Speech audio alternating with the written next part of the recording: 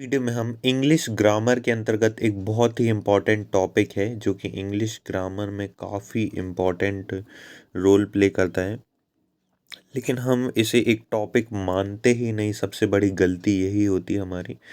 तो इस गलती को अब सुधारने का प्रयास करना है कि ये जो मूड है, ये काफ़ी इम्पॉर्टेंट टॉपिक है एग्ज़ाम के पॉइंट ऑफ व्यू से।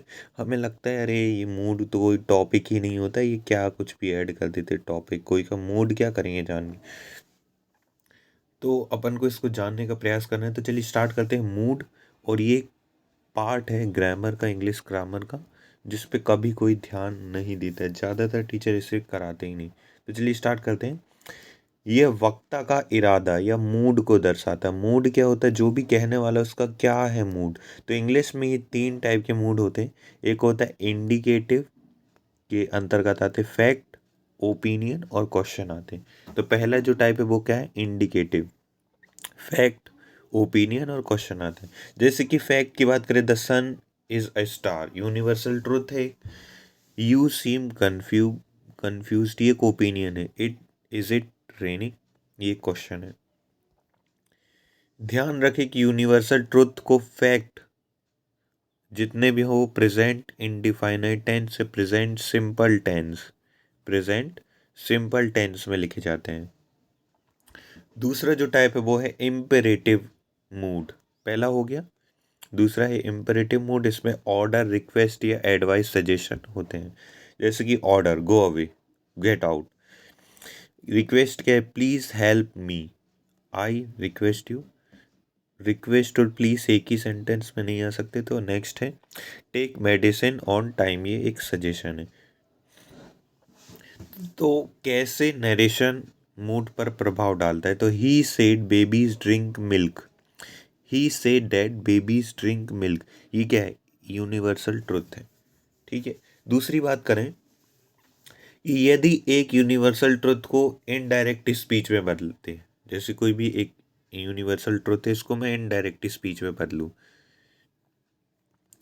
तो तब टेंस नहीं बदलता। जैसे ही सेड बेबीज ड्रिंक मिल्क, तो ये एक इम्पेरेटिव सेंटेंस हो गया।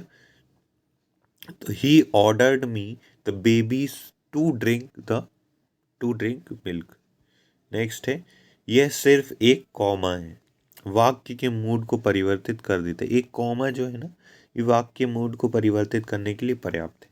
चलिए और आगे देखते हैं इससे रिलेटेड। तीसरा जो टाइप है, तीसरा टाइप है सब्जेक्टिव मूड। इसे प्रेजेंट सब्जेक्टिव मूड या present subjective mood, present subjective mood और दूसरा है पास्ट सब्जेक्टिव मूड। प्रेजेंट की बात करें तो इनडायरेक्ट जो सजेशन, ऑर्डर, रिक्वेस्ट होती है, इसके अलावा रिक्रूटमेंट्स जितनी भी होती हैं, अनरियलिस्टिक होता है ये जो पास्ट सब्जेक्टिव मूड होता है। इमेजिनेशन और इम्प्रॉबेबिलिटीज होती हैं। अब इसका एग्जाम्पल से समझेंगे जब ये अच्छे से समझ आएगा। पास्ट सब्जेक्टिव टेंस की बात करें तो आई के बाद क्या आएगा? हमेशा वर्ब। क्या आएगा? वर्ब। बी के फॉर्म होते हैं is, am, are, was, were. Be was were, इसके जो फॉर्म होते हैं बी, इसका फर्स्ट फॉर्म होगा बी, दूसरा होगा वॉस या वर, और थर्ड फॉर्म होगा बी का बीन। तो ये तीन फॉर्म होते हैं। इफ आई वर, यदि मैं होता, तो ये क्या हो रहा है? एक अनरियलिस्टिक कंडीशन है, क्योंकि तुम हो थोड़ी, यदि मैं होता तो इस तरह के इसके कंडीशन होते हैं। दूसरा जैसे कि यहाँ पे सॉ है, would you like to do if you say I am a. Next है, अब दूसरा है प्रेजेंट सब्जेक्टिव मूड, जिसके यहाँ पे प्रैक्टिस के लिए क्वेश्चन दिए गए, चाहे तो इसे कर सकते हैं।